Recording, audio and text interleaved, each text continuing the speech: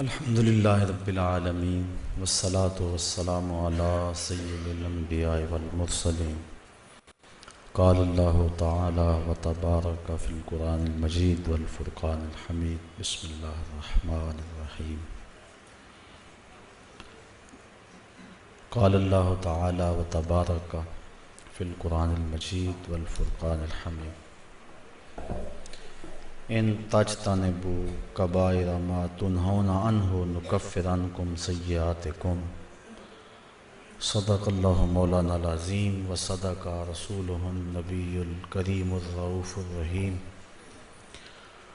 اللہم نور قلوبنا بالقرآن وزین اخلاقنا بالقرآن وادخلنا الجنة بالقرآن ونجنا من النار بالقرآن قال اللہ تعالی وتبارک فی شان حبیبہ مخبرا وآمرا ان اللہ وملائکتہ یصلون علی النبی یا ایہا الذین آمنوا صلوا علیہ وسلموا تسلیما الصلاۃ والسلام علیک یا رسول اللہ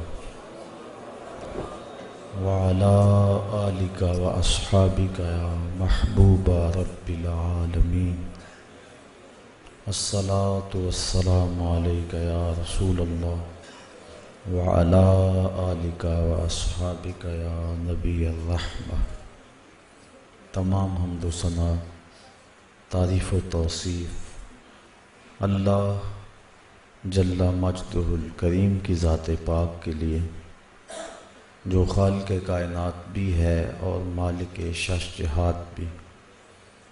اللہ جل و علا کی حمد و ثنا کے بعد حضور نبی اکرم شفیع امم رسول محتشم نبی مکرم اللہ کے پیارے امت کے سہارے رب کے محبوب دانائے غیوب مالک رقاب امم فخر عرب و عجم والی کون و مکان سیاہ لا مکان سید انس و جاں سرور لالا رخاں نیر تاباں سرنشین مہوشاں ماہ خوباں شہنشاہ حسینہ تتمہ دوراں سر خیل زہرہ جمالاں جلوہ صبح ازل نور ذات لم یزل باعث تکوین عالم فخر آدم و بنی آدم نیر بطحا رازدار ما اوہا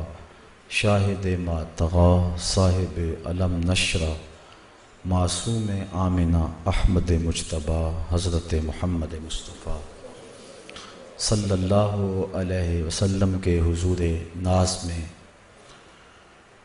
اپنی عقیدتوں ارادتوں اور محبتوں کا خراج پیش کرنے کے بعد معزز محترم سامعین خواتین و حضرات السلام علیکم ورحمۃ اللہ وبرکاتہ۔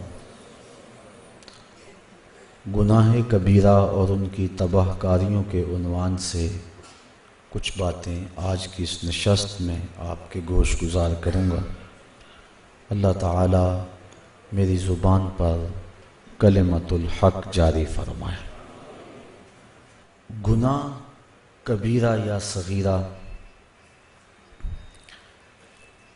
اس کے بارے میں علماء کا باہم اختلاف ہے۔ امام ابو اسحاق اصفرائینی اور قاضی ابو بکر باقلانی اور دیگر علماء اشاعرہ اس بات کے قائل نہیں ہیں کہ گناہ چھوٹا ہوتا ہے۔ وہ کہتے ہیں ہر گناہ بڑا ہوتا ہے۔ جس سے یار ناراض ہو جائے وہ جملہ، وہ عمل، وہ فعل، وہ قول چھوٹا نہیں بڑا ہے۔ تو پھر صغیرہ اور کبیرہ کی جو تقسیم ہے یہ کیا معنی رکھتی ہے؟ تو علماء کرام کہ ایک طبقے کا موقف یہ ہے کہ ایک دوسرے سے اس کا موازنہ کیا جائے، فی نفس ہی چھوٹا نہیں ہے، لیکن کچھ گناہ ان بڑوں میں اور زیادہ بڑے ہیں۔ اس لیے کہا جاتا ہے کہ یہ گناہ بڑے ہیں اور یہ ان میں سے بھی بڑے ہیں، لیکن ایک دوسرا طبقہ صغیرہ اور کبیرہ گناہوں کی تقسیم کا قائل ہے، اور اس پہ قرآن مجید کی اس آیت کو بطور دلیل پیش کرتے ہیں جو میں نے آپ کے سامنے تلاوت کی، کہ اللہ تعالیٰ جل شانہ ارشاد فرماتا ہے اگر تم بڑے گناہوں سے اجتناب کرو تو باقی گناہ تمہارے میں ویسے ہی معاف فرما دوں۔ بڑے گناہ ان سے بچا جائے تو چھوٹے گناہ خود بخود ختم ہوتے رہتے ہیں۔ وضو کریں تو گناہ جھڑ جاتے ہیں، جمعے سے لے کر جمعے تک، ایک نماز سے لے کر دوسری نماز تک درمیان میں جو ہونے والے گناہ ہیں، یہ نمازیں، یہ جمعے، ان کا کفارہ ہے۔ نیکیوں کے کرنے سے گناہ ختم ہوتے ہیں۔ جب گناہ بندہ کرتا ہے تو دل پر ایک سیاہ نقطہ لگتا ہے، اگر نیکی کرتا ہے تو وہ مٹ جاتا ہے۔ تو اس سے مراد علماء کہتے ہیں صغیرہ گناہ ہیں، چونکہ جو کبیرہ گناہ ہیں وہ بغیر توبہ کے معاف نہیں ہوتے، جو صغیرہ گناہ ہیں وہ جھڑتے رہتے ہیں، نماز سے جھڑ جاتے ہیں۔ حدیث میں آتا ہے جب کوئی بندہ نماز کے لیے کھڑا ہوتا ہے تو اللہ تعالیٰ جل شانہ فرشتوں کو کہتا ہے اس کے گناہ اتار کے ایک سمت ڈھیر لگا دو۔ فرشتے اس کے گناہ ایک سمت ڈھیر لگا دیتے ہیں تاکہ یہ میرا بندہ پاک صاف ہو کے میرے حضور کھڑا ہو۔ تو جب وہ نماز پڑھ کر فارغ ہو کے جانے لگتا ہے تو فرشتے عرض کرتے ہیں مالک یہ جو گناہ اس کے اتارے تھے یہ اترے رہنے دیں یا اس کے ساتھ لگا دیں؟ تو اللہ تعالیٰ فرماتا ہے اب اترے ہیں تو اترے ہی رہنے دو، میرا بندہ پاک صاف و ستھرا ہو کے گھر جائے۔ حضرت سلمان فارسی اور حضرت عثمان رضی اللہ تعالی عنہما، یہ حضرت عثمان بن عفان کے علاوہ کوئی اور عثمان نامی صحابی ہیں، یہ اکٹھے سفر میں تھے۔ راستے میں ایک درخت آیا، خزاں کا موسم تھا، ایک شاخ جھکی ہوئی تھی جس پہ زرد پتوں کا گہنا تھا۔ تو حضرت سلمان فارسی نے اس شاخ کو پکڑ کے جھٹکا دیا تو جتنے بھی پتے تھے وہ جھڑ گئے۔ تو حضرت سلمان فارسی نے حضرت عثمان سے کہا اے عثمان تو نے مجھے پوچھا نہیں کہ میں نے ایسا کیوں کیا ہے؟ انہوں نے کہا آپ بتا دیں کہ آپ نے ایسا کیوں کیا ہے۔ کہا ایک دن میں حضور کے ساتھ سفر میں تھا، ایسے ہی ایک درخت آیا، موسم خزاں کا تھا، پتے زرد تھے، حضور نے شاخ کو پکڑا، جھٹکا دیا، سارے پتے جھڑ گئے۔ حضور نے جب یہ عمل کیا تو میں اس منظر کو دیکھ کے محظوظ ہوتا رہا۔ آقا کریم نے میری سمت دیکھا اور فرمایا سلمان تو نے مجھے پوچھا نہیں کہ میں نے ایسا کیوں کیا ہے؟ تو میں نے بھی یوں ہی عرض کی حضور آپ ارشاد کر دیں کہ آپ نے ایسا کیوں فرمایا؟ تو میرے آقا کریم نے ارشاد فرمایا اے سلمان جس طرح میں نے اس شاخ کو پکڑا اور جھٹکا دیا اور اس کے اوپر کوئی پتا باقی نہیں بچا، جب انسان نماز کے لیے کھڑا ہوتا ہے یوں ہی سارے گناہ جھڑ جاتے ہیں۔ تو یہ صغیرہ گناہ ہوتے ہیں، وضو سے جھڑتے ہیں، نماز سے جھڑتے ہیں، نیکی کریں تو گناہ مٹ جاتا ہے۔ انسان کے اچھے اعمال سے، صلہ رحمی سے، شفقت کا ہاتھ کسی یتیم کے سر پہ رکھنے سے اور صدقہ و خیرات کرنے سے، کسی بھوکے کو کھانا کھلانے سے گناہ جھڑتے رہتے ہیں، لیکن جو کبیرہ گناہ ہیں وہ توبہ سے ختم ہوتے ہیں۔ اس لیے صغیرہ اور کبیرہ کی تقسیم کا ایک طبقہ قائل ہے، اور احادیث کے اندر مختلف تعداد صغیرہ اور کبیرہ کی ہے۔ بعض علماء کہتے ہیں کہ جو کبیرہ گناہ ہیں ان کی تعداد 7 ہے۔ بخاری اور مسلم میں متفق علیہ روایت ہے، حضور علیہ السلام نے فرمایا کہ 7 چیزیں مہلکات میں سے، موبقات میں سے، ہلاک کر دینے والی ہیں، اور حضور نے وہ 7 گناہ گنوائے ہیں۔ بعض نے کہا کہ یہی کبیرہ ہیں، بعض نے کہا کہ ایک روایت میں 9 کبائر کا تذکرہ آتا ہے، لہٰذا 9 گناہ کبیرہ ہیں۔ امام ذہبی نے الکبائر کے اندر 70 گناہوں پر تبصرہ کیا ہے، اور آپ کا موقف یہ ہے کہ یہ 70 گناہ کبیرہ ہیں۔ الزواجر کے اندر ابن حجر نے 467 گناہ لکھے اور ان کا عذاب اور ان کی تفصیل آگے لکھی، ان کے قول کے مطابق اور تحقیق کے مطابق تقریباً 500 کے قریب گناہ کبیرہ ہے۔ بہرحال اس وقت ان تمام گناہوں کی فہرست اور ان پر گفتگو اس تھوڑے سے وقت میں ممکن تو نہیں ہے۔ چند ایک گناہوں پر کچھ باتیں آپ کے گوش گزار کروں گا۔ امام بخاری نے اس روایت کو نقل کیا ہے، اللہ کے محبوب علیہ السلام نے ارشاد فرمایا، الا انبئکم باکبر الکبائر، فرمایا لوگوں میں تمہیں بڑے بڑے گناہوں کی خبر نہ دوں؟ صحابہ نے حضور سے یہ بات سنی اور آقا نے ثلاثاً 3 مرتبہ یہ کہا، میں تمہیں بڑے بڑے گناہوں کی خبر نہ دوں؟ صحابہ نے عرض کی بلا یا رسول اللہ، کیوں نہیں حضور، آپ ارشاد فرمائیں۔ تو حضور نے ارشاد فرمایا، الاشراک باللہ وعقوق الوالدین وجلس وکان متکئا فقال الا وقول الزور، فرمایا ایک اللہ کے ساتھ کسی کو شریک ٹھہرانا ہے، دوسرا والدین کی نافرمانی کرنا ہے۔ حضور ٹیک لگائے بیٹھے تھے، جب تیسری بات کہنے لگے تو ٹیک چھوڑ دی اور آگے ہو گئے۔ کسی چیز کو بیان کرتے ہوئے جب انسان زیادہ اپنے آپ کو چست کرتا ہے تو اس کا مطلب یہ ہوتا ہے اس چیز کی اہمیت زیادہ ہے۔ تو حضور ٹیک لگائے بیٹھے تھے، یہ 2 باتیں بیان فرمائیں اور پھر ٹیک چھوڑ کر حضور آگے ہو گئے۔ وَجَلَسَ وَكَانَ مُتَّكِئًا فَقَالَ أَلَا وَقَوْلُ الزُّورِ، فرمایا سن لو، اور جھوٹی بات کہنا ہے، جھوٹی گواہی دینا ہے۔ تو اس حدیث میں ان 3 گناہوں کو بڑے بڑے گناہ شمار کیا گیا۔ ایک حدیث میں یمین الغموس، جھوٹی قسم کھانا ہے، اور ایک حدیث کے اندر قتل النفس، کسی انسان کو قتل کرنا ہے۔ تو یہ گناہ بڑے بڑے ہیں، کبیرہ گناہوں میں بھی آگے یہ گناہ سر فہرست ہے۔ اللہ کے ساتھ کسی کو شریک ٹھہرانا یہ سب سے بڑا ظلم ہے، اور اللہ تعالیٰ نے قرآن مجید کے اندر اس کو ظلم عظیم کہا۔ کوئی ذات کائنات کے اندر اس بات کا استحقاق نہیں رکھتی کہ وہ رب تعالیٰ کے ساتھ برابری کا دعویٰ کرے، یا کوئی شخص اس کے بارے میں یہ سوچے کہ مالک کے برابر ہے۔ اس کی ذات میں اور اس کی صفات میں کوئی شریک نہیں ہو سکتا ہے۔ تو اللہ کے ساتھ کسی کو شریک ٹھہرانا یہ سب سے بڑا جرم ہے، بلکہ یہ کفر ہے، لیکن کبائر میں بھی اس بات کو گنوایا گیا کہ اس سے بڑا کوئی گناہ نہیں ہو سکتا ہے۔ اور اللہ تعالیٰ شرک کے علاوہ جتنے بھی گناہ ہیں ان کو بخش دے گا، لیکن شرک کو نہیں بخشے گا۔ وہ یہ گوارا ہی نہیں کرتا کہ میرے ساتھ کسی کو شریک ٹھہرایا جائے۔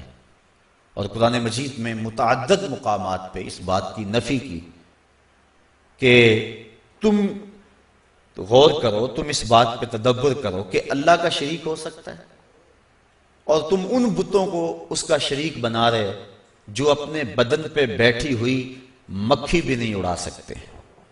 اتنے بے بس اور اتنے مجبور وہ اللہ کے شریک کیوں کر ہو سکتے ہیں؟ پھر جس کو اس نے خود پیدا کیا ہوا ہے وہ اس کے شریک کیسے ہو سکتے ہیں؟ وہ اپنی زندگی میں اللہ تعالیٰ کے ہر آن محتاج ہیں، تو جو محتاج ہے وہ کیسے اس کے برابر ہو سکتا ہے جس کی طرف لوگوں کا احتیاج ہو؟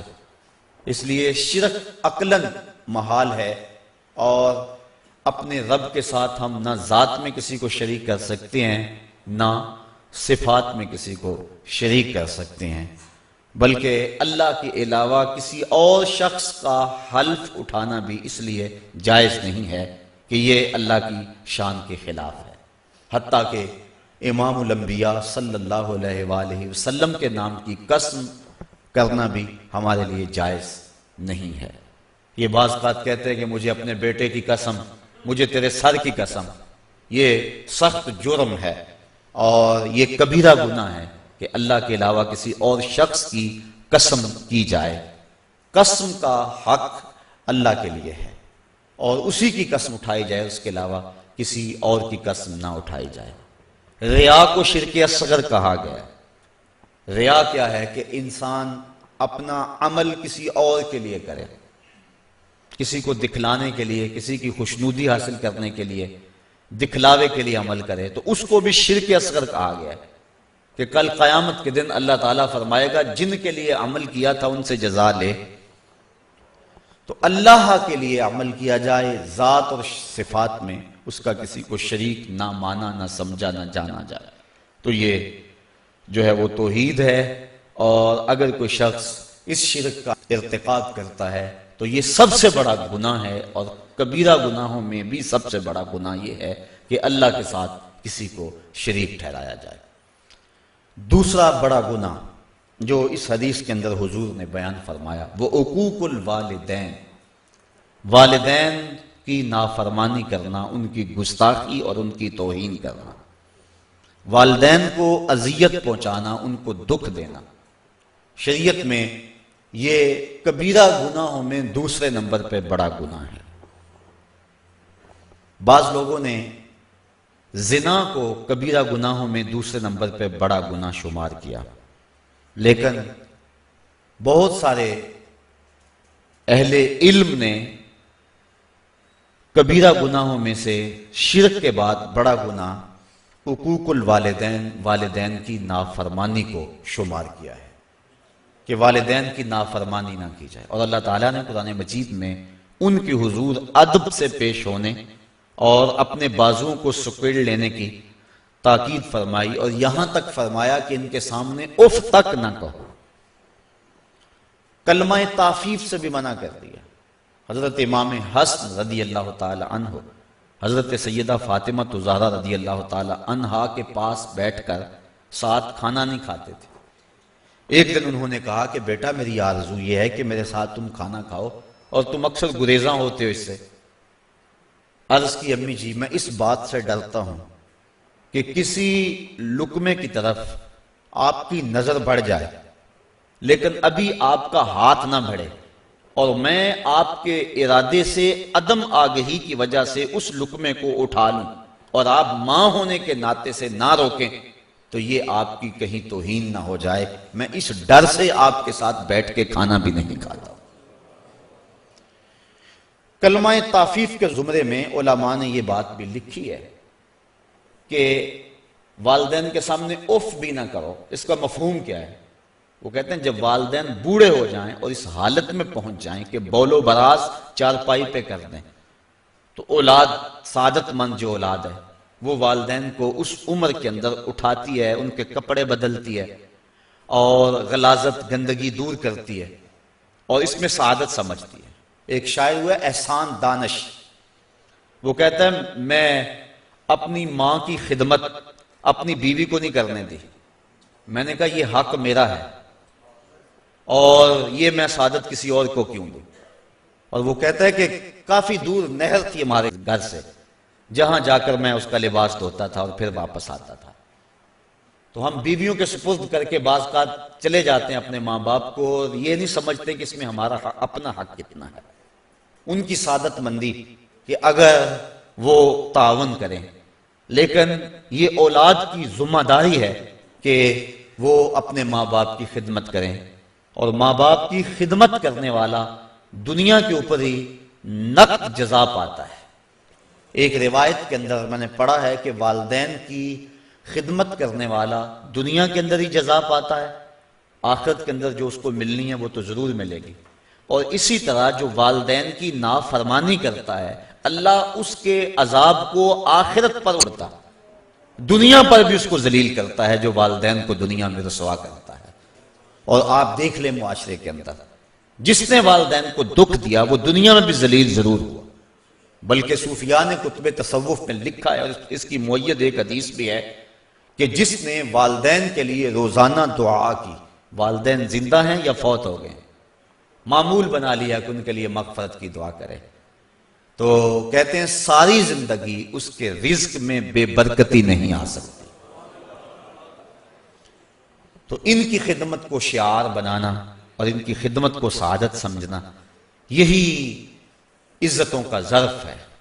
بلکہ ذرا غور کیجئے، صحاح میں روایت ہے حضور علیہ السلام کی خدمت میں ایک شخص حاضر ہوا، عرض کی حضور میں آپ سے اذن جہاد طلب کرتا ہوں، جہاد پہ جانا چاہتا ہوں۔ تو جواباً ارشاد فرمایا احی والداک، کیا تیرے والدین زندہ ہیں؟ قال نعم، عرض کی ہاں حضور میرے والدین زندہ ہیں۔ قال ففیہ ما فجاہد، کہا جا ان کی خدمت کر، یہی تیرا جہاد ہے۔ باپ فالج میں گرا ہوا ہے اور بیٹا تبلیغی چلہ کاٹنے جا رہا ہے، کوئی قبولیت نہیں ہے۔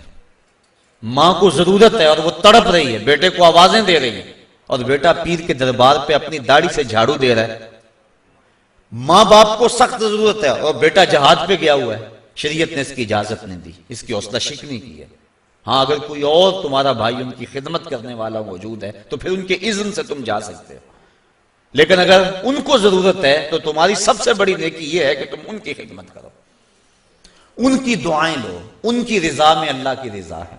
دیکھ لو حضرت اویس کرنی رضی اللہ تعالیٰ عنہ، صحابی نہیں بنے، حضور اپنی قمیض کے بٹن کھول کے لمبی لمبی سانسیں لیتے ہیں اور فرماتے ہیں مجھے یمن سے یار کی خوشبو آتی۔ کسی نے کہا حضور یمن تو اتنا دور ہی نہیں ہے، لوگ کہاں کہاں سے آگے آپ کو ملنے کے لیے، زیارت کے لیے، اتنا پیار آپ کا اس سے، تو وہ آپ کی زیارت کے لیے بھی نہیں آیا؟ تو فرمایا اس کی بوڑھی اور نابینا ماں ہے، اس کی خدمت اسے میرے حضور آنے سے روکے ہوئے ہے۔ تو جو والدین کی تعظیم اور عزت کرتا ہے وہ برکتیں پاتا ہے اور حضور کا محبوب بنتا ہے۔ بلکہ حضور نے فرمایا کوئی اویس سے ملے اور میرا سلام کہے اور اسے کہے کہ میری امت کی بخشش کی دعا کرے، تو یہ طے ہو گیا کہ جو ماں باپ کی خدمت کرتا ہے اللہ اس کی دعائیں رد نہیں کرتا ہے۔ بلکہ حضرت اویس کرنی کو حضرت عمر فاروق اور حضرت علی المرتضیٰ ملے، جا کے حضور کا سلام دیا، حضور کا جب نام سنا تو آنکھوں میں آنسو امڈ آئے اور زاروں کے تار رونے لگے۔ کہا بتاؤ حضور کے لبوں پہ میرا نام کیسے آیا تھا، کیسے کہا تھا اویس کو میرا سلام دو؟ جب پیار اور محبت کا یہ عالم دیکھا تو کہا اویس اتنا پیار حضور سے تو ملنے کیوں نہیں آیا، زیارت کے لیے کیوں نہیں آیا؟ حضرت اویس کرنی رضی اللہ تعالیٰ عنہ نے فرمایا اچھا تم نے میرے رسول کی زیارت کی ہے؟ کہا ہاں، صبح و شام حضور کے قرب میں رہتے تھے۔ کہا بتاؤ پھر حضور کے ابرو جڑے ہوئے تھے یا کھلے ہوئے تھے؟ اب یہ ایک لمحے کے لیے حیران ہو گئے۔ کہا میں نے نہیں کی، مجھ سے پوچھ لو۔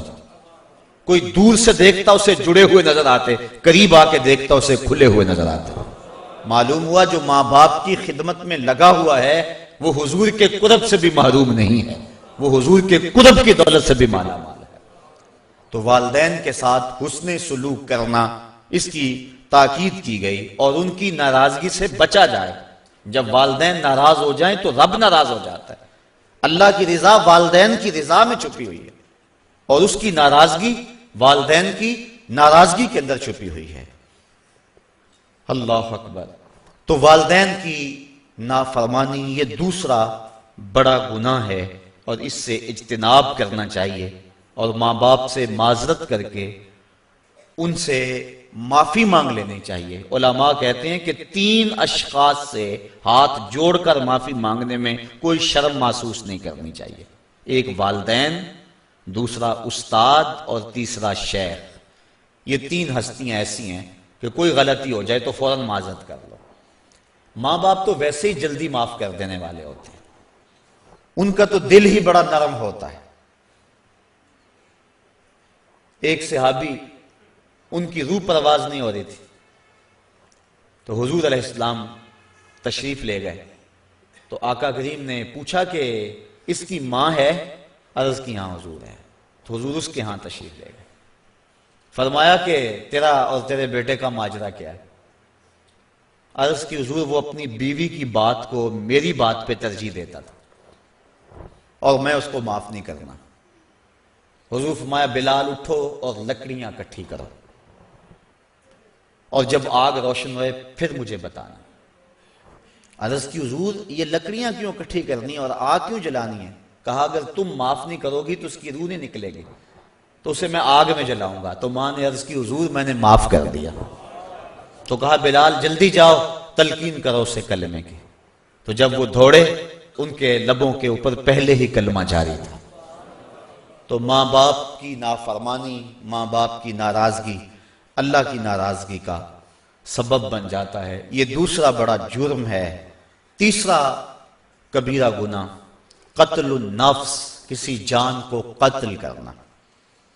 جس نے کسی ایک انسان کو قتل کیا گویا اس نے پوری انسانیت کو قتل کیا، اور جس نے کسی ایک انسان کی زندگی بچائی گویا اس نے پوری انسانیت کو زندگی بخشی۔ اور اللہ تعالیٰ فرماتا ہے جس نے کسی مومن کو جان بوجھ کر قتل کیا اس کی سزا جہنم ہے۔ اور حدیث میں آتا ہے کہ مومن کو حق کے علاوہ تم قتل نہیں کر سکتے ہو، اور حق تین ہیں: ایک شادی شدہ زانی، ایک قتل کے بدلے قتل قصاص، اور تیسرا دین سے بغاوت کرنے والا۔ آپ اس حق میں کسی کو قتل کریں گے، اس کے علاوہ آپ کسی کو قتل نہیں کر سکتے۔ تو مومن کو قتل کرنا سخت جرم ہے، بلکہ حضور نے ارشاد فرمایا جب دو مومن آپس میں الجھ پڑتے ہیں اور ایک دوسرے کے ساتھ لڑتے ہیں تو قاتل اور مقتول دونوں جہنمی ہیں۔ عرض کی حضور قاتل تو جہنمی ہوا، مقتول کیسے جہنمی ہوا؟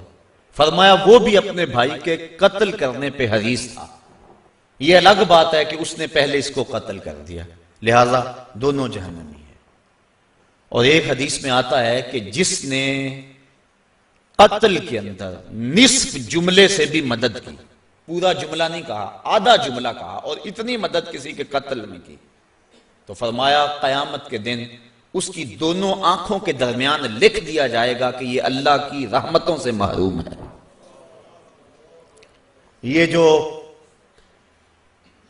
قاتل پارٹی کی طرف سے انکواریوں پہ جاتے ہیں اور کہتے ہیں جی برادری کا مسئلہ ہے، ذرا وہ اس بات پہ غور کریں، جس نے آدھے جملے سے بھی مدد کی تو اس کی آنکھوں کے درمیان یہ بات لکھ دی جائے گی کہ یہ اللہ کی رحمتوں سے دور ہے۔ تو قتل نفس، علماء کہتے ہیں کہ قاتل کا گناہ جو ہے وہ معاف نہیں ہوتا جب تک اس کو 3 ذوات معاف نہ کرے۔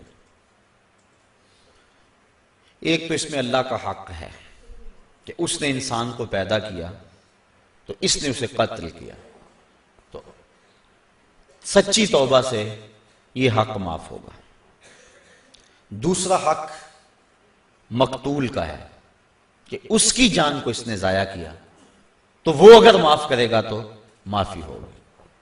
اور تیسرا حق اس کے وارثوں کا ہے، ان بچوں کا ہے جو یتیم ہو گئے، اس بیوہ کا ہے جس کا سہاگ اجڑ گیا، ان بہنوں کا ہے جن کا سہارا چھین لیا گیا، اس بھائی کا حق ہے جس کی کمر توڑ دی گئی، اس بوڑھے ماں باپ کا حق ہے جن کی آنکھوں کا نور چھین لیا گیا۔ تو یہ تیسرا حق جو ہے وہ ان وارثوں کا ہے، تو اگر یہ راضی ہو گئے تو پھر معافی ہوگی۔ تو جو قاتل ہے وہ ان 3 ذوات سے معافی کا طلبگار ہوگا، اگر معافی ہوئی تو پھر اس کی جان چھوٹے گی، ورنہ اس کی جان نہیں چھوٹے گی۔ چوتھا کبیرہ گناہ الزنا۔ اللہ تعالیٰ نے قرآن مجید کے اندر صاف واضح اور 2 ٹوک الفاظ میں ارشاد فرمایا لا تقربوا الزنا، زنا کے قریب بھی نہ جانا۔ کیوں؟ انہ کان فاحشۃ وساء سبیلا، یہ فحش کام ہے اور انتہائی برا رستہ ہے۔ عقلاً بھی اس میں فحاشی ہے، شرعاً بھی اس میں فحاشی ہے، اور عادتاً بھی اس میں فحاشی ہے۔ تو کوئی بھی شریف شخص زنا کا ارتکاب نہیں کرتا، اور حدیث میں آتا ہے جب زانی زنا کرتا ہے تو اس سے ایمان نکال لیا جاتا ہے، اور زانی کے رزق میں بے برکتی ڈال دی جاتی ہے، اس کے چہرے کے نور کو چھین لیا جاتا ہے، اور اللہ کی رحمتوں سے وہ محروم کر دیا جاتا ہے۔ اللہ کے محبوب علیہ السلام کی بارگاہ میں ایک شخص حاضر ہوا، اسلام اس نے قبول کیا اور عرض کی حضور میرے میں بڑے گناہ ہیں اور میں وہ چھوڑنے کا آپ سے وعدہ کرتا ہوں، لیکن مجھے لت پڑی ہے زنا کی، وہ میں نہیں چھوڑ سکتا۔ اب حضور رحمت اللہ العالمین حکیم نبی کیسے اس کی تربیت فرماتے ہیں؟ اس نے کہا سارے گناہ چھوڑ دوں گا، زنا نہیں چھوڑ سکتا۔ فرمایا تو کیا پسند کرتا ہے کہ تیری ماں کے ساتھ کوئی زنا کرے؟ اس نے عرض کی حضور میں یہ پسند نہیں کرتا۔ تو فرمایا جس کے ساتھ تو زنا کرے گا وہ بھی کسی کی ماں ہوگی۔ اس طرح فرمایا تو پسند کرتا ہے کہ کوئی تیری بہن کے ساتھ زنا کرے؟ اس نے کہا حضور یہ میں کیسے پسند کرتا ہوں؟ تو فرمایا کہ جس کے ساتھ تو زنا کرے گا وہ کسی کی بہن ہو سکتی ہے۔ اس طرح بیٹی کے بارے میں، بیوی کے بارے میں حضور نے فرمایا، تو وہ بات اس کے اندر اتر گئی۔ عرض کی حضور میں توبہ کرتا ہوں، آج کے بعد زنا نہیں کروں گا۔ زنا اللہ کو سخت ناپسند ہے۔ اللہ تعالیٰ جل شانہ نے حد مقرر فرمائی، جو شخص زنا کرتا ہے اس کو 100 کوڑے مارو، اور اگر کوئی شادی شدہ ہے اور پھر اس شادی شدہ سے اس فعل کا ارتکاب ہوتا ہے تو شریعت میں حکم ہے کہ اس کو سنگسار کیا جائے۔ اللہ تعالیٰ گوارا نہیں کرتا کہ وہ میری زمین پہ رہے، کہا اس کو سنگسار کر دو، پتھر مار مار کے ہلاک کر دو، یہ اس کی سزا ہے۔ تو زنا ایک ایسا جرم ہے۔ حضور علیہ السلام فرماتے ہیں کہ میں نے ایک خواب دیکھا اور میں نے وہاں دیکھا کہ ایک تنور ہے جس کے اندر سے چیخوں کی آواز آ رہی ہے، اور میں آگے بڑھا دیکھوں کہ اس میں کیا ہے، تو کیا دیکھتا ہوں کہ اس کے اندر آگ کے شعلے بھڑک رہے ہیں، اور اس میں کچھ برہنہ مرد اور برہنہ عورتیں ہیں، اور جب آگ کے الاؤ اور آگ کے شعلے ان کے جسم کو جلساتے ہیں تو وہ چیختے ہیں اور شور کرتے ہیں اور اچھلتے ہیں۔ میں نے جبریل سے پوچھا کہ یہ لوگ کون ہیں؟ تو جبریل امین نے کہا حضور یہ وہ لوگ ہیں جو زنا کیا کرتے تھے۔ اور ایک روایت جو میں نے پرسوں بھی آپ کے سامنے رکھی کہ 3 اشخاص کی طرف اللہ نظر رحمت نہیں کرے گا، اور نہ ان کو پاک کرے گا، اور نہ ہی اللہ تعالیٰ جل شانہ ان کی طرف جو ہے وہ دیکھے گا۔ وہ 3 اشخاص میں سے پہلا شخص شیخ زان، وہ شخص جو بوڑھا ہو گیا ہے لیکن زنا نہیں چھوڑتا ہے۔ بوڑھا زانی اللہ کو سخت ناپسند ہے۔ تو یہ ایسا کبیرہ گناہ ہے جس سے حضور نے ارشاد فرمایا کہ جس قوم میں زنا پھیل جاتا ہے اس قوم کے اندر ایسی بیماریاں جنم لیتی ہیں جو اس سے قبل تم نے نہیں سنی ہوں گی۔ یہ ایڈز کے نام سے بیماری سابقہ اس کی مثال بھی نہیں ہے۔ تو جس قوم کے اندر یہ برائی پھیلتی ہے اس میں ایسی نئی نئی بیماریاں جنم لیتی ہیں، اور اللہ کی رحمتیں اس قوم سے اٹھا لی جاتی ہیں، ان لوگوں کے چہروں سے نور اچک لیا جاتا ہے، اور ان کے اندر فقر و فاقہ مسلط کر دیا جاتا ہے جس قوم کے اندر یہ برائی پھیلتی چلی جائے۔ چھٹا کبیرہ گناہ جس کی نشاندہی کی گئی الربا، سود۔ سود کے بارے میں حضور نبی رحمت صلی اللہ علیہ وسلم نے ارشاد فرمایا کہ اس کا کھانے والا، اس کا کھلانے والا، اس کا لکھنے والا، اس کی رقم پہ گواہ بننے والا سارے وزر یعنی گناہ میں برابر ہیں۔ اور سود کی جو سزائیں ہیں وہ بہت ساری ہیں، اور سب سے کم درجہ جو ہے حضور علیہ السلام نے فرمایا وہ اس کے برابر ہے کہ جیسے کوئی شخص اپنی ماں کے ساتھ زنا کرتا ہے۔ آج ہمارے اس معاشرے کے اندر سود کی لعنت سرایت کر گئی ہوئی ہے، اور اس کا نام بدل کے ہم اس کو اختیار کیے ہوئے ہیں۔ اگر شراب کی بوتل پہ روح افزا کا لیبل لگا لیا جائے تو اس کی ماہیت تو نہیں بدلتی۔ تو سود کا ہم نے مختلف انداز سے اس کے نام رکھ لیے، اور معاشرے کے اندر ہم کہتے ہیں کہ جی ہمارا کام ہی نہیں چلتا، کیا کریں مجبور ہیں، اور کئی بہانے ہیں لوگوں کے پاس، اور کئی باتیں اس حوالے سے۔ قرب قیامت کے فتنوں کو بیان کرتے ہوئے ارشاد فرمایا کہ قرب قیامت میں اگر کسی کے پاس سود نہیں پہنچے گا تو اس کا دھواں ضرور پہنچے گا، یعنی ایسے حالات بن جائیں گے لوگ اللہ سے اتنے دور ہو جائیں گے۔ تو سود ایک ایسی بیماری ہے، ایسا جرم ہے کہ جس کی سزا قیامت کے دن اللہ تعالیٰ نے قرآن مجید میں فرمائی کہ وہ ایسے اٹھایا جائے گا جس طرح کسی شخص کو شیطان نے مس کیا ہوا ہے اور اس کی جو حالت ہوتی ہے، یہ جو کہتے ہیں اس کو جن آ گیا اور اس کو اپنی ہوش نہیں رہتی، گرتا ہے دائیں بائیں، جو سود خور ہے کل قیامت کے دن اس طرح اٹھایا جائے گا کہ جس طرح کسی کو شیطان نے مس کیا ہو، اور وہ جس طرح مجنون اور اس کی حالت غیر ہوتی ہے، قیامت کے دن اس طرح جو ہے وہ سود خور اٹھایا جائے گا۔ حبیب اجمی بہت بڑا سود خور ہے، گزر رہا ہے سڑک سے، بچے کھیل رہے ہیں، اس وقت کچی سڑکیں ہوتی تھی تو اس کے پاؤں سے گرد اڑی، تو جب گرد اڑی تو ان بچوں نے کہا پیچھے ہٹ جاؤ، یہ سود خور جا رہا ہے، کہیں ایسا نہ ہو کہ اس کے پاؤں سے اڑنے والی گرد تمہارے اوپر پڑ جائے اور تمہیں جہنم کی آگ میں ڈالا جائے۔ ان بچوں کی بات ابھی اجمی نے سنی اور بڑا پریشان ہوا۔ بعض کا ایک جملہ بندے کو بدل دیتا ہے۔ میں پچھلے دن سنت اور بدعت کے عنوان سے کچھ باتیں کی، تو میں جب واپس یہاں سے نکلا ہوں تو کتنے لوگوں نے مجھے یہ بات کہی ہے کہ آپ دعا کریں کہ جب دوبارہ ہم آپ کو ملے تو ہمارے چہرے پہ سنت کا نور ہو۔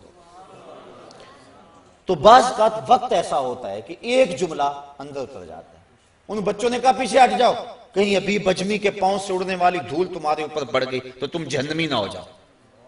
تو ابھی بجمی بڑا رویا، جہاں گیا وہاں واپس پلٹا اور اس نے پکی توبہ کر لی کہ مالک آج کے بعد سودی کاروبار نہیں کروں گا۔ تو جب واپس آیا تو وہی بچے بھی کھیل رہے تھے اور اس کے دل میں شرمندگی تھی ان بچوں سے، گزرنے لگا تیزی سے تو گرد زیادہ اڑی، تو بچوں نے ایک دوسرے سے کہا اور جلدی جلدی آگے ہو جاؤ، اگر حبیب اجمی کے پاؤں سے اڑنے والی دھول تمہارے بدن کے کسی حصے میں پہنچ گئی تو تمہیں اللہ جنت کی بہاریں عطا فرما دے۔ قیامت کے دن کچھ لوگوں کے بڑے بڑے جسم ہوں گے، حدیث میں آتا ہے، اور حضور نے اس منظر کو دیکھا، اور بطن ہوں گے جس طرح شیشہ ہوتا ہے، اور اس کے اندر حضور نے دیکھے سانپ ہیں اور بچھو ہیں، اور وہ شخص اٹھتا ہے تو اس سے اٹھا نہیں جاتا۔ پوچھا جبریل یہ کون لوگ ہیں؟ فرمایا یہ وہ لوگ ہیں جو سود کھایا کرتے تھے۔ تو سود کھانا، سود کھلانا، سود لکھنا، سود کی رقم پہ گواہ بننا، یہ سارے جرم کے اندر برابر کے شریک ہیں۔ اللہ ہمیں اس لعنت سے محفوظ فرمائے۔ اگر کسی کے کاروبار کے اندر سود کا ایک ذرہ بھی ہے تو وہ جلدی سے اپنے کاروبار کو پاک کر دے، کیونکہ سود میں فائدہ کوئی نہیں ہے، سود میں نقصان ہی نقصان ہے۔ اللہ تعالیٰ فرماتا ہے کہ وہ ربا کو گھٹاتا ہے اور جو تم صدقات دیتے ہو اس کو بڑھاتا ہے۔ عقل انسانی کہتی ہے کہ جو سود لیتے ہیں اس سے تو مال میں اضافہ ہوتا ہے، اور زکوٰۃ نکالیں تو اس میں مال میں کمی ہوگی، لیکن اللہ فرماتا ہے نہیں، اس میں زیادتی ہوگی، اس میں کمی ہوگی۔ ایک روایت میں آتا ہے کہ جب بندہ صدقہ کرتا ہے تو رحمان اس کو اپنی قدرت کی مٹھی میں لے لیتا ہے، اور پھر اتنی تیزی کے ساتھ وہ صدقہ بڑھتا ہے جس طرح گھوڑا بڑھتا ہے، اور کل قیامت کے دن چھوٹا سا جو صدقہ کیا جائے گا اس کو ایسے ملے گا جس طرح احد پہاڑ ہوتا ہے۔ تو صدقے بڑھتے ہیں اور سود جو ہے اس سے رزق سمٹتا ہے اور زندگی کے اندر بے چینی اور اضطراب پیدا ہو جاتا ہے۔ 7واں گناہ جس کو کبائر میں شمار کیا گیا وہ شراب نوشی ہے۔ ایک روایت میں آتا ہے شارب الخمر کا عابد الوثن، شراب پینے والا بت پوجنے والے کی طرح ہے۔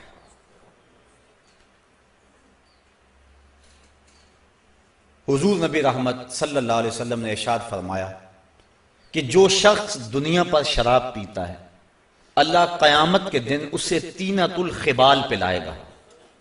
صحابہ نے عرض کی حضور یہ طینۃ الخبال کیا ہے؟ فرمایا یہ جہنمیوں کے زخموں کی پیپ ہے، اور علماء کہتے ہیں اتنی بدبودار ہوگی، اگر اس کا ایک قطرہ اب دنیا پہ ڈال دیا جائے، انسان تو انسان رہے، جانوروں کے دماغ بھی پھٹ جائیں، اتنی بدبودار ہوگی۔ اور گرم اتنی کہ اگر ایک قطرہ احد پہاڑ پہ رکھ دیا جائے تو پہاڑ پگھل جائے۔ اس کو کہتے ہیں طینۃ الخبال۔ تو طینۃ الخبال ان کو پلایا جائے گا جو شراب پیتے ہیں، اور اللہ تعالیٰ نے شراب کی حد مقرر کی ہے کہ اس کو کوڑے مارے جائیں۔ اور آپ جانتے ہیں کہ شراب کی پہلے حرمت نہیں تھی، اور یہ لوگ عرب کے لوگ، ان کی گھٹی میں شراب رکھی ہوئی تھی، اور کئی قسموں کی شرابیں پینے کا مزاج رکھتے تھے، بلکہ اپنی شاعری میں فخر و مباحات کے ساتھ شراب کا تذکرہ کرتے تھے۔ 1000 کے قریب شراب کے نام ہیں لغت عرب میں، اور اس قدر ان کے لیے فخریہ بات تھی۔ اور جب حکم نازل ہوا کہ شراب حرام کر دی گئی ہے تو لوگوں نے مٹکے توڑ دیے، یہاں تک کہ جو نالیاں تھیں ان کے اندر شراب ہی بہتی چلی جا رہی تھی۔ ادھر حکم ہوا اور ادھر تعمیل ہو گئی۔ یہ تھی ان کی زندگی۔ وہ حکم کو ترجیح دیتے تھے۔ جب تو حکم ہو گیا، ایک دن حضور خطبہ فرما رہے تھے، کچھ لوگ کھڑے تھے تو حضور فرمایا بیٹھ جاؤ۔ تو ایک صحابی گھر سے نکل رہے تھے، ابھی گلی میں ہی تھے، انہوں نے وہاں سنا تو وہیں بیٹھ گئے، کہا حضور نے کہہ دیا ہے، بس عمل ہو گیا۔ یہ تھی ان کی زندگی اور یہ تھے ان کے شب و روز۔ اور صحابہ 10 آیتیں تلاوت کرتے تھے، اتنی دیر تک آگے تلاوت نہیں کرتے تھے جب تک 10 پہ عمل نہیں ہو لیتا تھا۔ تو شراب ایک ایسا عمل ہے کہ جس کی سزا بڑی سخت ہے، دنیا پر بھی اور آخرت کے اندر بھی۔ اس کو طینۃ الخبال پلایا جائے گا۔ شرابی کی جو سزائیں ہیں اور جو اس کی تباہ کاریاں ہیں وہ تو ہیں، لیکن اس کی ایک بہت بڑی سزا یہ ہے کہ جو شرابی ہے یا اور بھی کسی طرح کا نشہ کرتا ہے، اس کو مرتے وقت کلمہ نصیب نہیں ہوتا۔ اللہ تعالیٰ جل شانہ ہمیں اس سے محفوظ و مامون فرمائے۔ کبیرہ گناہوں میں سے ایک گناہ النیاحہ، جب کوئی شخص فوت ہو جائے تو نوحے کرنا، یہ بالخصوص عورتوں میں ہے، مردوں میں بھی پایا جاتا ہے لیکن زیادہ تر یہ بیماری عورتوں میں ہے۔ کوئی کہتا ہے اللہ تجھے ترس نہ آیا، یہ جملہ تو خیر کفر ہے، اگر کسی نے کہا تو اس کو تجدید ایمان لازم ہے۔ جب کوئی دکھ پہنچے تو ظاہر اسلام دین فطرت ہے، اسلام یہ نہیں کہتا کہ تم اظہار غم نہ کرو، لیکن اظہار غم کے 4 طریقے ہیں: دل کا غم، آنکھوں کا غم، زبان کا غم، ہاتھوں کا غم۔ دل کا غم کیا ہے کہ دل دکھ سے بھر جائے۔ آنکھوں کا کیا غم ہے؟ آنسو بہائیں۔ زبان کا کیا غم ہے کہ واویلا کیا جائے۔ اور ہاتھوں کا غم کیا ہے کہ گریبان نوچا جائے، منہ پہ تھپڑ مارے جائیں، بال کھینچے جائیں۔ پہلے 2 غم رحمان کی طرف سے اور دوسرے 2 شیطان کی طرف سے۔ فرمایا لیسا منا من ضرب الخدود وشق الجیوب ودعا بدعوی الجاہلیہ، جس نے گریبان پھاڑا، چہرے پہ تماچے مارے اور جہلوں جیسی باتیں کی، فرمایا ہمارے سے اس کا کوئی تعلق نہیں ہے۔ تو نوحے سے منع فرمایا گیا، بلکہ اگر مرنے والے کے دل میں یہ آرزو تھی کہ میرے بعد خوب چیخ پکار پڑے گی، لوگ بڑا روئیں گے، بعض لوگ کہتے ہیں ہمیں کون رونے والا ہوگا، تو اگر کسی کے دل میں یہ ہوگی کہ میرے بعد لوگ روئیں اور عجیب کیفیت بن جائے، تو ایسے نوحے پہ جو راضی تھا، حضور علیہ السلام نے ارشاد فرمایا جب وہ مرتا ہے تو رونے والوں کے رونے کی وجہ سے اس کو قبر میں عذاب ہوتا ہے۔ جتنا لوگ زیادہ روئیں گے اتنا ہی اس کو عذاب دیا جاتا، اگر وہ اس پہ راضی تھا۔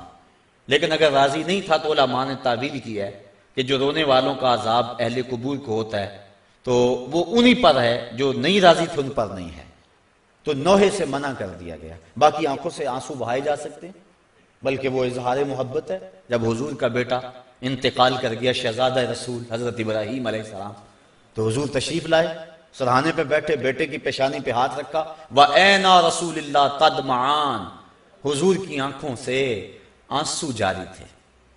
اور حضور نے زبان سے کیا کہا بیٹا ابراہیم آنکھیں رو رہی ہیں، دل غم زدہ ہے، لیکن زبان سے وہی کہوں گا جس سے رب راضی ہوگا، زبان سے ایسا جملہ نہیں نکالوں گا جس سے میرا رب ناراض ہو جائے۔ تو یہ جو نوحہ ہے مرتے وقت عورتیں جس انداز میں، حالانکہ تلقین صبر کرنے کی ضرورت ہوتی ہے، جب آپ کسی کے ہاں جائیں فوتگی ہو گئی ہو تو کوشش کریں کہ ان کو ایسا جملہ کہے جن سے اس کی ڈھارس بن جائے، نہ یہ کہ کوئی ایسی بات کر کے ان کے جذبے کو اور آگے بڑھا دے اور ان کی آنکھ کو اور زیادہ تاؤ دے، ایسا نہیں ہے، بلکہ تلقین صبر کرے۔ ایک عورت کسی قبر پہ بیٹھ کے رو رہی تھی، حضور علیہ السلام گزرے تو فرمایا اصبری یا امت اللہ، اے اللہ کی لونڈی صبر کر۔ اسے نہیں پتا کہ یہ گزرنے والا کون ہے، وہ غم میں بیٹھی ہوئی تھی۔ اس نے کہا تجھے یہ دکھ پہنچا ہوتا تجھے پتا چلتا۔ تو کسی نے اس کو بتایا کہ تو کیا کیا بیٹھی ہے، یہ تو حضور تھے۔ تو وہ سخت پریشان ہوئی، تو حضور نے فرمایا صبر وہ ہے جو پہلے صدمے پہ کیا جائے، الصبر عند الصدمۃ الاولی، جو پہلے صدمے پہ صبر کیا جائے وہی صبر ہوتا ہے۔ جب آہستہ آہستہ دکھ آتے جاتے ہیں تو انسان عادی بن جاتا ہے، تو جب تکلیف پہنچتی ہے تو اس وقت مومن کیا کہتا ہے، انا للہ و انا الیہ راجعون۔ اور علماء نے یہ بھی لکھا ہے کہ صبر کی تعریف یہ ہے کہ معمولات عبادت قضا نہ ہو، جو ایسا کرے وہ صابر ہے۔ یہ نہیں ہے کہ تکلیف آ گئی تو اب نماز بھی جاتی رہی، نہیں، وہ معمولات اپنے معمول پہ جاری رہے۔ حضرت سری سکتی رضی اللہ تعالی عنہ کا بیٹا فوت ہو گیا، جوان سال، تدفین و تجہیز تکفین میں لگے رہے، ایک نماز قضا ہو گئی۔ بعد میں لوگ آپ سے تعزیت کرنے آتے رہے، افسوس کرنے آتے رہے، تو جب آپ نے شام کو اٹھتے ہوئے چٹائی اٹھائی، فرمایا کیسا دور آ گیا، میرا بیٹا فوت ہو گیا ہے، سارے شہر نے آ کے افسوس کیا ہے، اور میری نماز فوت ہوئی ہے، کسی ایک نے بھی نہیں پوچھا ہے۔ تو معمولات عبادت ان کو برقرار رکھا جائے، یہ صبر ہے۔ تو یہ جو نوحے عموماً عورتیں بالخصوص پڑھتی ہیں، تو بلکہ ایک روایت میں آتا ہے 7 اشخاص ایسے ہیں کہ جب ان کو تم قبر میں دفن کر کے آتے ہو تو ان کا رخ قبلے سے پھیر دیا جاتا ہے۔ فرمایا فَاذْهَبُوا وَانْبُشُوا قُبُورَهُمْ، جاؤ جا کے ان کی قبریں اکھیڑ کے دیکھ لو، اگر ایسا نہ پاؤ تو پھر مجھے آ کے کہنا کہ میں نے کیا کہا تھا۔ اور ان اشخاص کو حضور نے گنوایا، ان میں شرابی بھی ہے، اس میں ذخیرہ اندوز بھی ہے، اور اس میں آخری جو ہے 7واں وَالنَّائِحَةُ، اور نوحے پڑھنے والی عورت جو اور لوگوں کے جذبات کو بھڑکاتی ہے۔ لوگ کہتے ہیں فلاں نے وین کی حد کر دی، وہ بچے بھی رو پڑے جی ایسی حد کر دی، یہ منع ہے، یہ شریعت نے ہمیں اس سے روکا ہے۔ تلقین صبر کیا جائے، مرنے والے کے لیے دعا کی جائے، اور اللہ سے رحمت کی امید رکھی جائے، اور انا للہ و انا الیہ راجعون پڑھا جائے۔ ہاں آنکھوں سے آنسو بہیں، دل غم زدہ ہو، ظاہر ہے جس کا گھر کا چراغ بجھ گیا اس کو سکون تو نہیں ہوگا، جس کا بھائی چلا گیا کمر تو ٹوٹ گئی اس کی، جس کا شوہر چلا گیا زندگی اجاڑ ہو گئی، جس کا بیٹا چلا گیا اس کا تو کلیجہ کٹ گیا، دکھ تو بڑا ہے لیکن امتحان بھی یہ ہے۔ اور مومن جب مصیبت پہ صبر کرتا ہے اللہ اس کو اجر دیتا ہے۔ ایک گناہ ترک صلاۃ، یہ بھی کبیرہ گناہ ہے، بلکہ حضور نے فرمایا من ترک الصلاۃ متعمدا فقد کفر، جس نے جان بوجھ کر نماز چھوڑی اس نے کفر کیا۔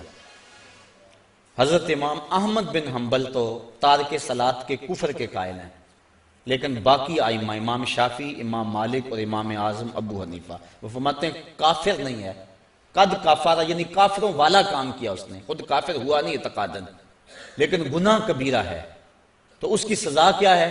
امام مالک اور امام شافعی پھر اس میں اختلاف کرتے ہیں، وہ کہتے ہیں اس کی سزا یہ ہے کہ وہ توبہ کرے ورنہ اس کو قتل کرو، لیکن امام اعظم ابو حنیفہ فرماتے ہیں کہ اس کی سزا یہ ہے کہ اس کو قید کر دیا جائے تا آنکہ وہ توبہ کرے اور اس کو پھر حاکم وقت چھوڑے۔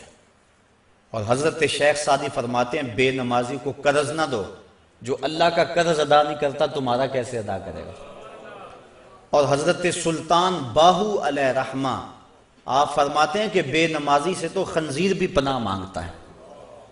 اور حضرت غوث اعظم جن کی 11ویں پکاتے ہو، سنو ان کی تعلیمات، وہ کہتے ہیں بے نمازی کو مسلمانوں کے قبرستان میں دفن نہ کرو۔ تو یہ ہے اتنی سخت تہدید ان لوگوں کے لیے جو نماز چھوڑتے ہیں، جو نماز چھوڑتے ہیں لیکن جماعت سے نہیں پڑھتے، ان کے بارے میں یہ تحدید ہے، تارک الجماعت ملعون، فرمایا کہ جو جماعت کو ترک کرتا ہے وہ لعنتی ہے۔ تو جو نماز ہی نہیں پڑھتا ہے تو اس کی کیفیت کیا ہوگی؟ تو ترک صلاۃ سخت جرم ہے، قیامت کے دن کچھ لوگ جہنم کی طرف دھکیلے جا رہے ہوں گے۔ اللہ تعالیٰ قرآن مجید میں فرماتا ہے، ان سے کچھ لوگ پوچھیں گے ما سلککم فی سقر، تم جہنم میں کیوں جا رہے ہو؟ تو وہ جواباً کیا کہیں گے؟ لم نکو من المصلین، ہم نماز نہیں پڑھا کرتے تھے۔ یعنی ہمارا جہنم میں جانے کا سبب یہ ہوا کہ ہم نماز نہیں پڑھا کرتے تھے۔ اور صاحبو، اللہ کے محبوب کا ایک فرمان سنو اور غور سے سنو۔ حضور فرماتے ہیں کہ جو بے نماز ہے، کل قیامت میں اس کو جس صف میں دشمنان خدا فرعون، حامان، قارون کھڑے ہوں گے، بے نمازی کو صف میں کھڑا کر دیا جائے۔ کیا ہم میں سے کوئی گوارا کرتا ہے کہ دشمنان خدا کی صف میں کھڑے کر دیے جائیں؟ اگر نہیں گوارا کرتے تو عزم کریں کہ آج کے بعد نماز نہیں چھوڑیں گے۔ صرف رمضان میں فرض نہیں ہے، رمضان المبارک کے علاوہ بھی نماز فرض ہے۔ اور اس معمول کو یہ اللہ نے کرم کیا کہ مسجدوں کے در کھل گئے، شیطان راستے سے ہٹ گیا اور مسجدیں آباد ہو گئیں، پیشانیاں سجدوں سے آشنا ہو گئیں، دل اس کی محبت سے سرشار ہو گئے۔ اور سحری کا منظر کتنا حسین ہوتا ہے، افطاری کے لمحے کتنے حسین ہوتے ہیں۔ اور کبھی غور کرنا، جب ہم یہاں درس سے فارغ ہوتے ہیں تو باہر کا ذرا منظر اس وقت دیکھنا، ایسا لگتا ہے جس طرح رحمت ربی اتر رہی ہے۔ عجیب کیفیت میں تو محسوس کرتا ہوں کہ اللہ کا قرآن سنا، اس کا دین سنا، اس کے پیغام کو سنا تو ایسی کیفیات نصیب ہو جاتے ہیں۔ یہ رمضان کے عشرہ رحمت سے چھنتا ہوا نور ہے جو ہمارے من میں اجالے پیدا کر رہا ہے۔ تو یہ جو ہمیں توفیق نصیب ہوئی رمضان میں نماز کی، دعا کریں کہ یہ تسلسل سے باقی رہے، اور یہ جن گناہوں کی نشاندہی کی گئی ہے اللہ ہمیں بچنے کی توفیق دے، جن کی نہیں بھی کی گئی ہمیں پتہ ہے کہ گناہ کیا ہے۔ حضور نے فرمایا کہ جو تیرے سینے میں کھٹکے اور تو لوگوں کے اس پر مطلع ہونے سے ڈرے وہ گناہ ہے۔ ما حاک فی صدرک، تو ہمیں پتہ ہے گناہ کیا ہے اور نیکی کیا ہے۔ ہمیں اپنی زندگی کو ایک خوبصورت نظم دینا چاہیے اور زندگی کو نیکیوں کا حسن دینا چاہیے۔ اللہ مجھے آپ کو اپنی رحمتوں اور کرم نوازیوں کا حصار عطا فرمائے۔